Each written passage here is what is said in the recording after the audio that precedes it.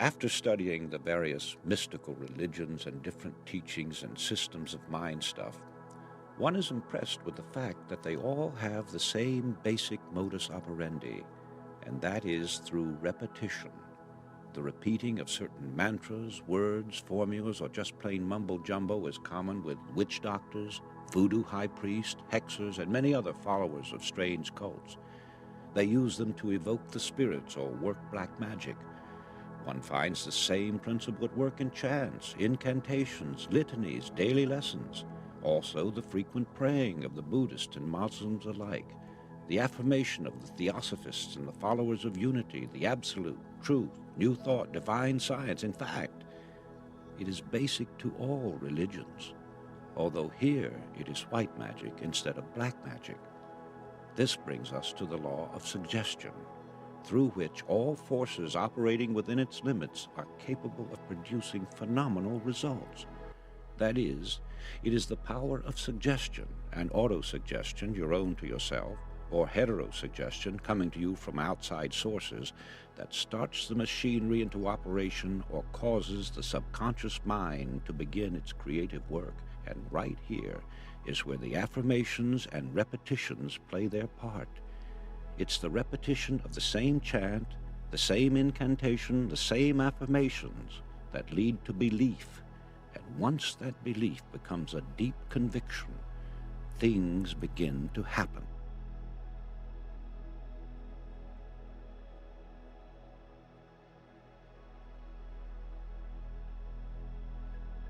So, you begin with desire if you ever hope to achieve anything or gain more than you have now. However, as we shall see, there is more to it than mere desire. It has been said that thought attracts that upon which it is directed. Thought attracts that upon which it is directed. Our fearful thoughts are just as creative or just as magnetic in attracting troubles to us as are the constructive and positive ones in attracting positive results.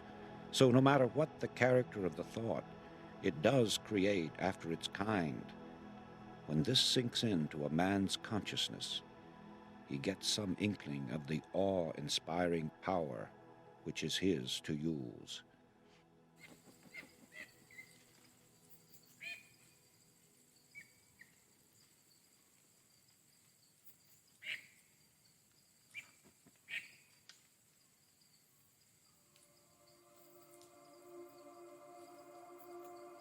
I cling to the theory that while thoughts do create and exercise control far beyond any limits yet known to man, they create only according to their pitch, intensity, emotional quality, depth of feeling, or vibratory plane. In other words, comparable to the wavelength and wattage of a radio station, thoughts have a creative or controlling force in the exact ratio of their constancy, intensity, and power.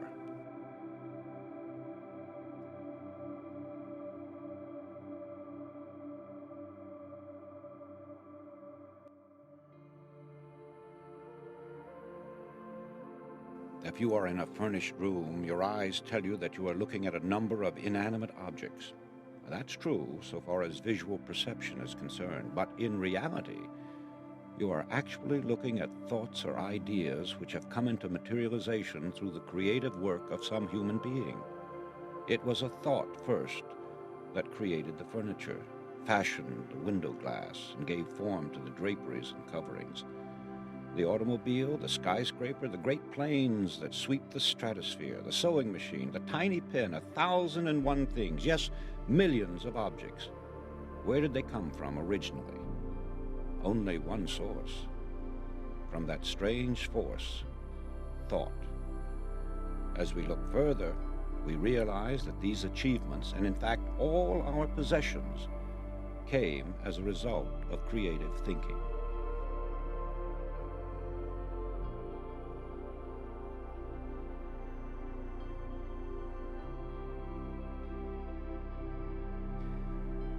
Thought is the original source of all wealth, all success, all material gain, all great discoveries, inventions, and of all achievements. With that in mind, it becomes easy to understand that a man's thoughts make or break him, and Shakespeare's words become more intelligible. There is nothing either good or bad, but thinking makes it so.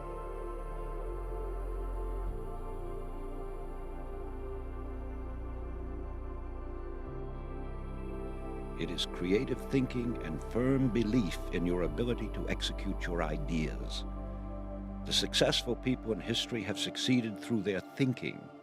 Their hands were merely helpers to their brains. Another important point is that your desire be an all-obsessing one. Your thoughts and aims be coordinated and your energy be concentrated and applied without let-up.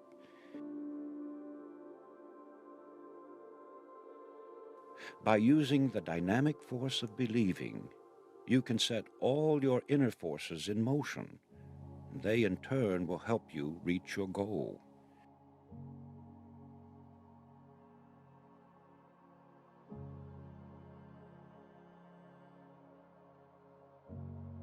Sigmund Freud, the famous Austrian psychoanalyst, brought the world's attention to the hypothesis that there was a powerful force within us, an unilluminated part of the mind, separate from the conscious mind, constantly at work molding our thoughts, feelings, and actions. Others have called this division of our mental existence the soul. Some call it the superego, the inner power, the superconsciousness, the unconscious, the subconscious, and various other names. It isn't an organ or so-called physical matter such as we know the brain to be. Nevertheless, it is there, and from the beginning of recorded time, man has known that it exists. The ancients often referred to it as the spirit. Paracelsus called it the will. Others have called it the mind, an adjunct to the brain. Some have referred to it as conscience, the creator of the still, small voice within. Still others called it intelligence and have asserted that it is a part of the supreme intelligence to which we are all linked. It is recognized as the essence of life, and the limits of its powers are unknown. It never sleeps. It comes to our support in times of great trouble. It warns us of impending danger. Often it aids us in what seems impossible. It guides us in many ways, and when properly employed, performs so-called miracles.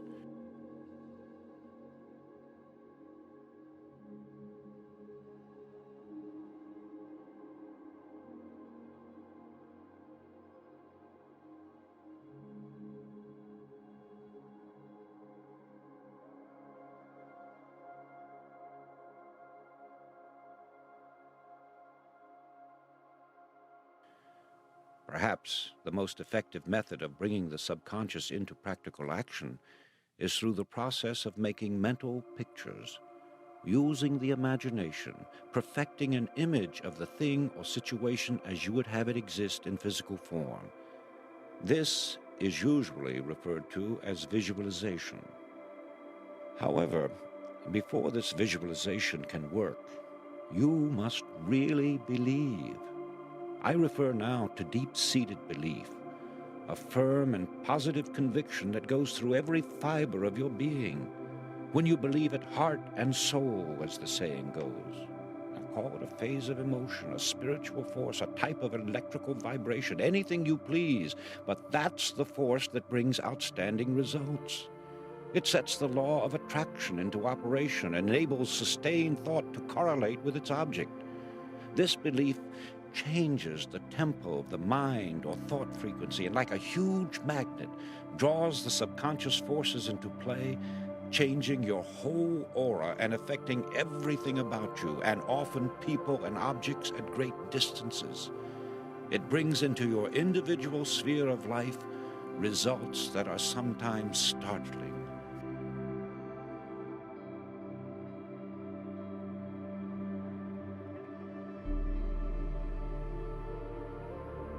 It is vital that you know what you want out of life.